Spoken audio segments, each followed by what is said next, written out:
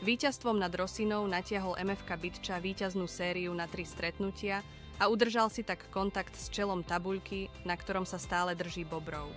V krátkosti si len pripomeňme, že o našom triumfe rozhodol vlastným gólom hostujúci Gajdoš.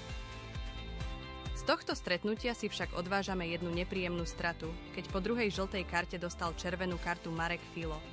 V Žabokrekoch nám tak bude chýbať momentálne najlepší strelec mužstva, ktorý sa zatiaľ zastavil na méte 15 golov. V jesennom zápase sme nášho nedeľného súpera jasne prevýšili nielen herne, keď sme v celom zápase dominovali, ale aj výsledkovo. S Žabokrekmi sme uhrali zatiaľ najvyššie víťazstvo v sezóne – 6-0.